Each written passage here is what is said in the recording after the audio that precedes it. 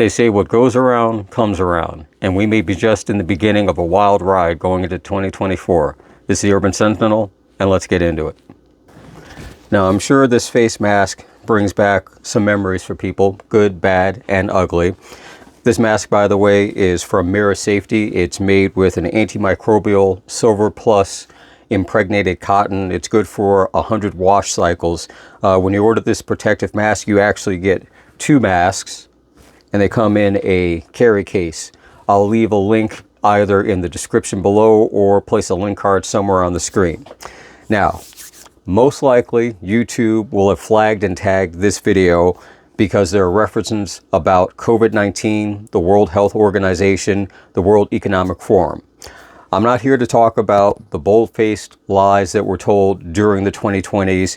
I'm not here to discuss any of the WEF's thinly veiled attempts at global domination and control because, again, if they come forward and make a statement, then it is what it is. But I thoroughly support Google and YouTube's ability to direct any and all discord and conversations with regards to things like that as they see fit. So please do me a favor, hit the like button right now, and then at the end of the video, leave a comment. Now, let's get into this.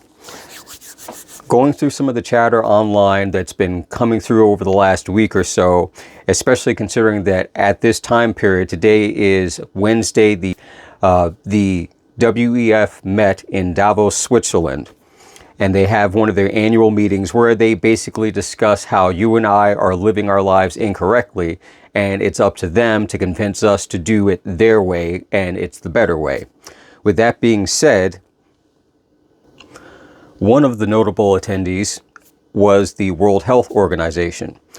And in one of their different conference seminar segments, or whatever it is that they do over there, they discussed about disease X and the plans that they have to combat and counteract it. Now, you've heard this term, and especially over the last week or so, it's been popping up more and more. And first and foremost, just for clarification, disease X is not an actual disease. That's not the name of a disease. It's what the WHO organization uses as a placeholder. It literally represents a disease that is unknown. That's the X factor to it. It might be viral. It might be bacterial. It might be fungal. They don't know. What they do know, and again, this is based on things they've stated with their research, is that the potential for disease X to happen in the near future has the capability of it being 20 times more lethal than what COVID was. Now, with that being said, they're making the progress that they make in doing research, developing vaccines, and being able to quickly respond to disease X when it does begin to make its appearance. Which that brings me to the point where, I have to raise my hand because I'm the slow kid at the back of the bus. How are you making vaccines for a disease that you either have not identified, therefore you don't know exactly what that disease is, or if in fact you've been doing experiments and you've created a disease, then part of the process should be, if you're going to, mess around on one end, have the solution or the plan at the other end already set up. It's sort of like you go to make a fire, have something to put the fire out while you're there, not make the fire, it gets out of control, and then you think, I need something to extinguish it. But that's just me. Now, for the record, I am not a conspiracy theorist, at least not full-time. Part-time, yes. But I do find that this situation is very similar to when government agencies make public statements about they're going to begin training and practicing to combat foreseeable threats that may arise at some point down in the future. And then by pure coincidence, a week or two, a month or two after those federal, state, local, whichever agencies have made that statement, finished doing their practice, finished doing their training, the actual incident occurs. Pure coincidence? Very well could be. But it always seems to be a little foretelling that when people are so far ahead of the curve that they can tell you in advance, oh, this is what's going to be coming around the corner that you're completely unaware of, and we're just going to pretend that this is all going to be brand new and we're going to experience it together, but we've already started making plans for A, B, C, X, Y, Z, even though we don't know exactly what's going to happen. Now, granted, if you've watched any of my other videos, I thoroughly believe in you make a plan for a scenario, then you make another plan, and then you make another plan, and then you make another plan. But that, to one extent, is against known factors, things that you can foresee happening. Well, yes, researchers, virologists, they can definitely see pathogens growing, they can definitely see transmissions growing, but it's also still harder for them to say, okay, definitively speaking, this will be a new virus that evolves from this area of the country or from this animal or from this interaction with humans, and it will perform and behave in these specific fashions. Now, regardless of your personal views on how 2020 was across the board, no matter what, it was mishandled by many levels, multiple agencies. Many of the hard science advocates counteracted and contradicted the very things that they stood for and said, this is the science, trust it, believe it, it doesn't change, and then it would change.